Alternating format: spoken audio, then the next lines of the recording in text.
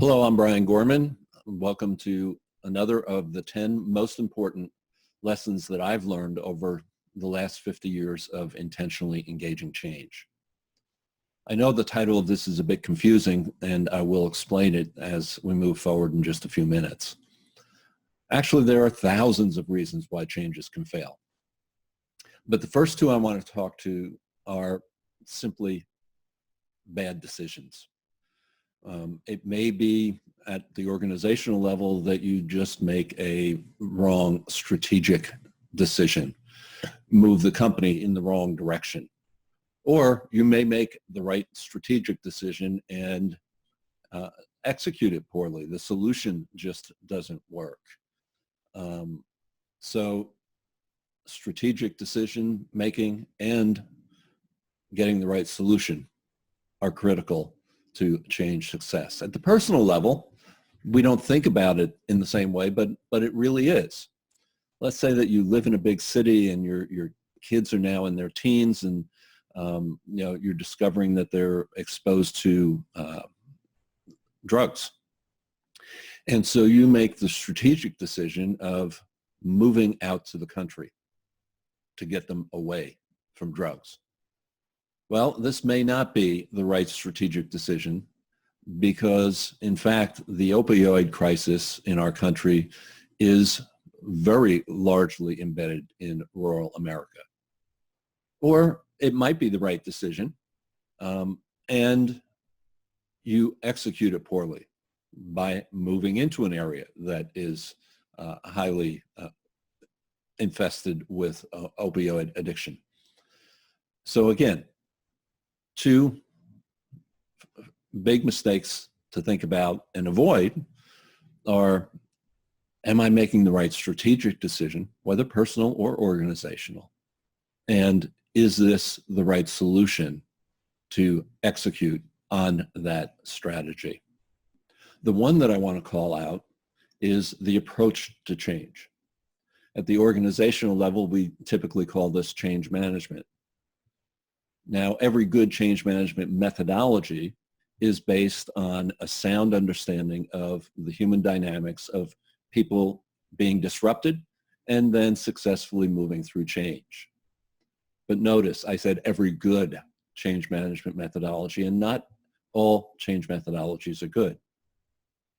Even the good ones are often incomplete. They're not built for the transformational type changes that organizations are often putting their employees through these days.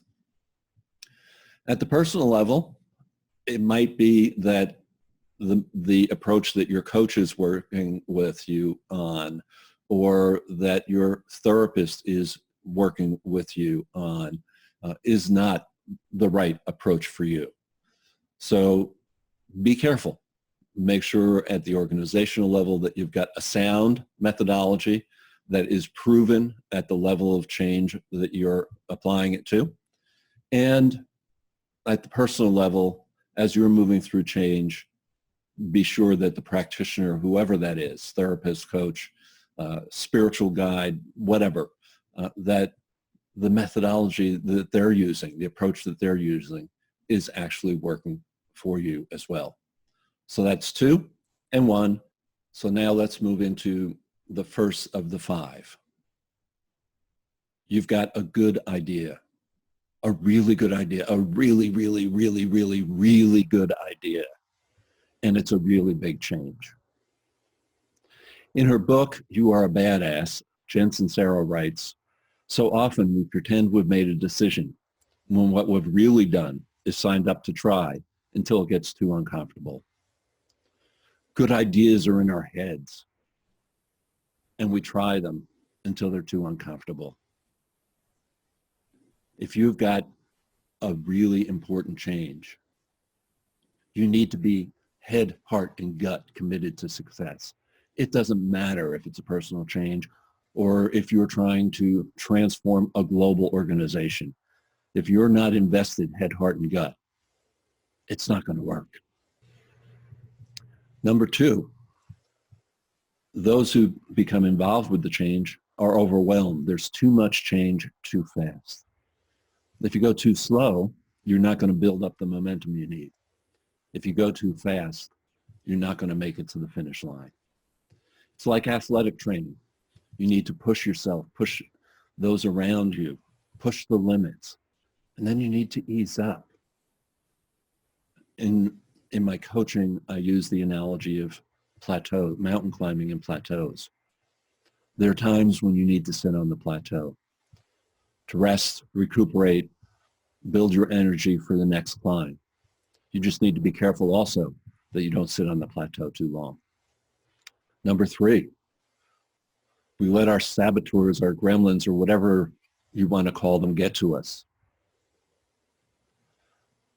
Sir Edmund Hillary, who, along with his Sherpa, was the first to reach the top of Mount Everest, once said, "It is not the mountain that we conquer, but ourselves."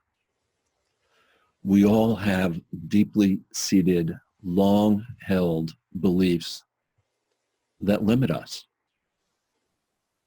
They're true to us. They're our truths. They're our beliefs. And they define our world and how we interact with the world. It may be a fear of failure. It may be a fear of success. It may be I don't deserve. It may be there's not enough. It may be I can't do it, or I don't deserve it, or whatever. But that will keep you back from succeeding at your change. Mistake number 4, we approach the change as pioneers, as if not only have we never taken on this change before, but neither has anybody else. And that's simply not true. Myths are about big changes. They may be about the creation of a world or a culture. They may be about birth, coming of age, battle, death. Joseph Campbell was a mythologist who researched myths for decades. In his book, The Hero with a Thousand Faces, he wrote, "Looking back at what had promised to be our own unique, unpredictable, and dangerous adventure, all we find in the end is such a series of standard metamorphoses as men and women have undergone in every quarter of the world, in all recorded centuries, and under every odd disguise of civilization." There's one pattern. There's one pattern to change. Nancy Duarte wrote of the hero's journey, "There is a moment in every story when the character overcomes reluctance to change, leaves the ordinary world, and crosses the threshold into an adventure in a special world. In the special world, the hero gains skills and insights and then brings them back to the ordinary world as the adventure resolves." As Campbell wrote, there's one path through change. As Duarte writes, it involves challenges. It involves learning. And when facing challenges and learning, it's best not to travel alone. In organizations, we talk about change management practitioners. They know, the good ones, know the journey. They know the likely obstacles. They know how to overcome them. In our personal lives, it may be therapists, it may be a spiritual advisor, it may be a coach, but again, the good ones know the journey. They know the path through. They know the obstacles. They know how to move beyond them. So, mistake number 4, don't approach your change as a pioneer. Recognize that people around you know how to help you move through it. The 5th reason that changes fail isn't a mistake. Sometimes you'll do everything you can, and it's not enough to succeed. That doesn't mean it was a mistake to try. The old adage, and the numbers always change, but whatever the numbers are, Thomas Edison didn't invent the light bulb in his first try or his 10th try. The mistake comes in not trying. The mistake comes in holding back. The mistake comes in failing to give it everything that we possibly can. I hope you found this lesson helpful. If you did, please feel free to pass it on to others so that they too can benefit from the wisdom that I've gained from my own experience and the lessons that others have taught me over the last 50 years of engaging change. Please feel free to reach out to me at any time with your questions about this lesson, about any of the other lessons, or about any aspect of change.